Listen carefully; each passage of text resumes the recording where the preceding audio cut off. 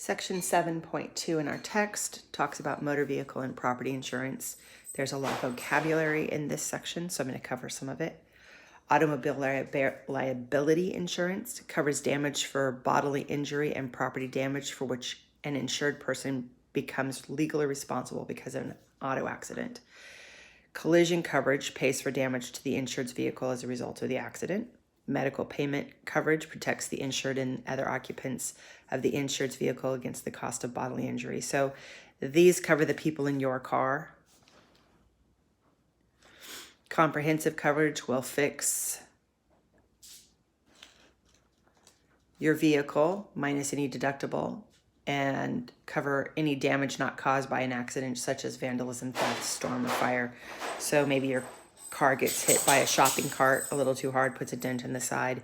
That will cover, comprehensive coverage will cover that damage.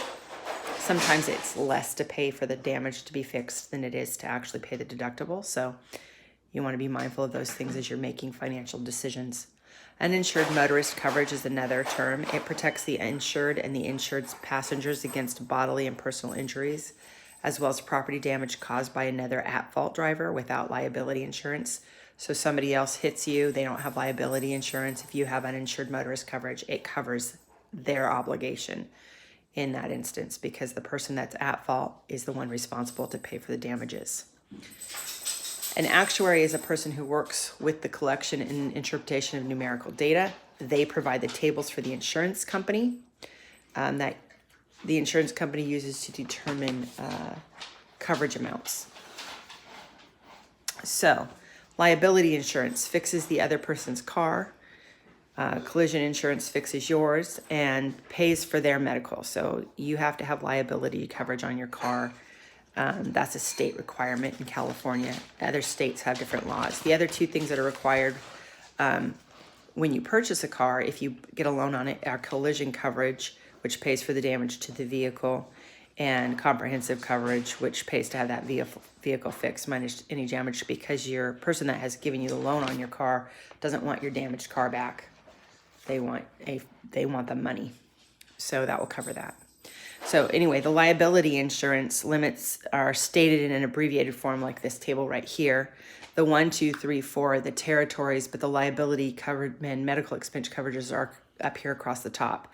So it may say something like 15, 30, and 5. That means the insurance company will pay a maximum of 15 for bodily injury to any one person hurt in an accident, and a maximum of $30,000 for bodily injury to all persons involved in the accident, and a maximum of $5,000 in property damage. Property damage includes damage to other driver's vehicle, the road signs, guardrails, poles, trees, fences, or any other property belonging to others that is damaged in an accident. So this is the different forms. You can get 15, where they pay 15 bodily injury, 30 total for the accident with this much property damage. You can get 25, 50, and 10, 50, 100, and 15. And obviously, the better your insurance, the more expensive your car, the higher your values are going to need to be to cover for those things in your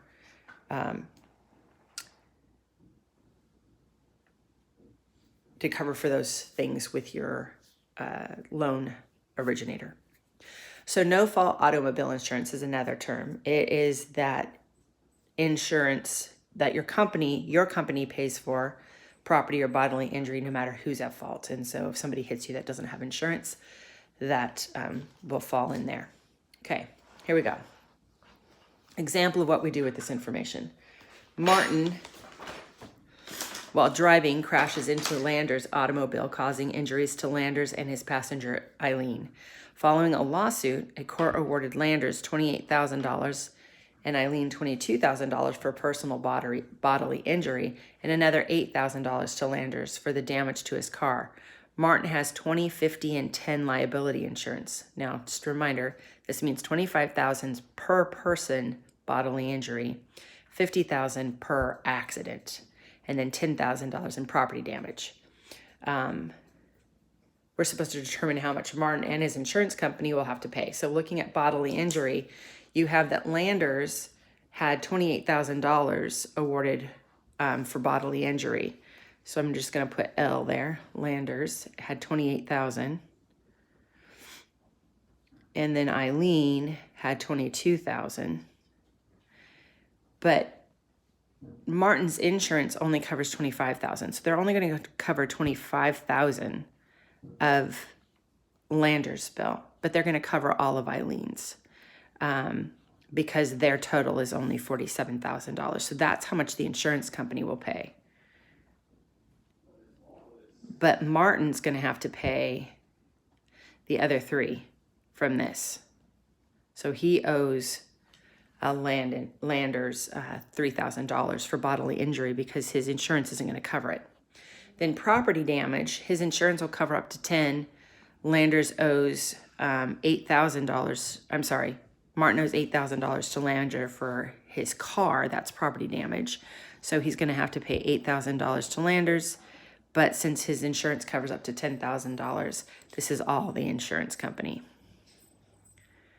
Okay, so just recap real quick. Martin will have to pay $3,000. His insurance company will have to pay the $47,000 for bodily injury and the $8,000 for the property damage. If you have any questions, let me know. Your assignment is page 278 and 279, 1 through 31 odd, and then the Excel for the practice 04 and exercises 04.